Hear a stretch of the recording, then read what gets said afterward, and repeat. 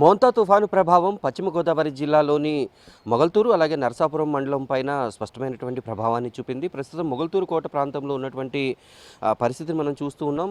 నిన్న సాయంత్రం నుంచి భారీగా వీస్తున్నటువంటి ఈదురుగాలులతోటి ఆ మామిడి తోటల్లో ఉన్నటువంటి చెట్లన్నీ కూడా కూలిపోయినటువంటి పరిస్థితి కనిపిస్తూ ఉంది. ప్రస్తుతం ఒక 25-30 ఏళ్ల వయసు ఉండేటటువంటి చెట్లు కూలిపోయాయి. మరోపక్క అరటి చెట్లు కూడా నేల కొరిగినటువంటి పరిస్థితి. ఇప్పటికీ కూడా గాలుల తీవ్రత అనేది కొనసాగుతూ ఉంది. భారీ వర్షాలు కూడా కురుస్తూ ఉన్నాయి.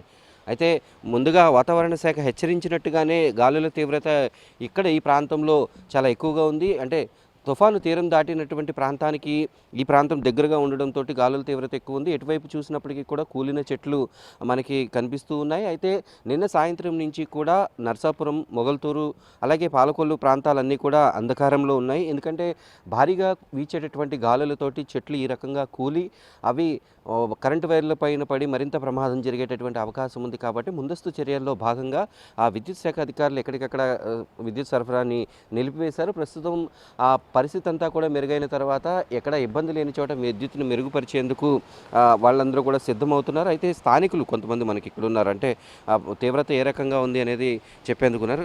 సరే చెప్పండి, ఇప్పటి వరకు రాత్రి నుంచి ఎలా ఉంది, ఇప్పుడు పరిస్థితి ఎట్లా ఉంది? గత 4 రోజుల నుంచి వర్షాల వలన మొత్తం చెట్లు ఇది పడిపోయినాయి.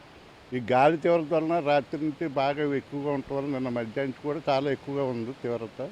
దానివల్ల ఈ చెట్లన్నీ కూలిపోయి మాకు చాలా నష్టం కలిగింది. మరి ఇది గత 20 సంవత్సరాల నుంచి మేము పెంచుకుని చిన్న చిన్న మొక్కల కింద పెంచుకుని ఇవన్నీ చేసిన తర్వాత మాకు ఇంత తీవ్ర నష్టం జరిగింది. దీన్ని ప్రభుత్వం వారు ఆదుకుని మాకు ఏమైనా సాయం చేస్తే బాగుంటుంది మేము ఆలోచిస్తాం. కరెంటు ఎప్పటి నుంచి పోయింది, మొత్తం ఇప్పుడు పరిస్థితి అంటే ఇంక చుట్టుపక్కల ఇళ్ళు కూడడం కానీ అలాంటిది ఏదైనా ఉందా? గత 2 రోజుల నుంచి కరెంటు ఇబ్బందిగానే ఉంది. నిన్న నుంచి మొత్తం అయితే పూర్తిగా బంద్ చేశారు, కరెంట్ లేదు. మాకు వచ్చి ఇప్పటికీ ఇంకా కరెంటు పునరుద్ధరించలేదు. ఇవాళ ఏమైనా పునరుద్ధరిస్తారేమో ఆలోచిస్తున్నాం.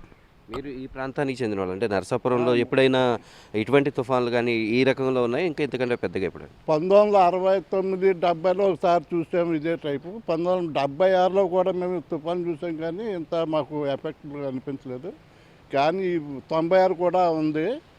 ఈ టైపు తుఫాను ఇది ఫస్ట్ టైం మేము చూస్తున్నాం. అంటే దాదాపు మళ్ళీ 30 సంవత్సరాల తర్వాత నరసాపురం ప్రాంతంలో ఈ స్థాయిలో తుఫాను గాలులు చూస్తున్నాం, తీవ్రత చూస్తున్నామని ఈ ప్రాంతవాసులు చెబుతున్నారు. అయితే నిన్నటి నుంచి కొనసాగుతున్నటువంటి గాలుల తీవ్రత ఇప్పటికీ కూడా ఏ రకంగా ఉంది అనేది మనం చూడొచ్చు. ఇప్పటికీ ఆ తీవ్రత గాలుల తీవ్రత కొనసాగుతుంది. అంటే చెట్లు ఇంకా కూలేటటువంటి అవకాశం ఉంది. ప్రమాదకర పరిస్థితులు అయితే కొనసాగుతున్నాయి.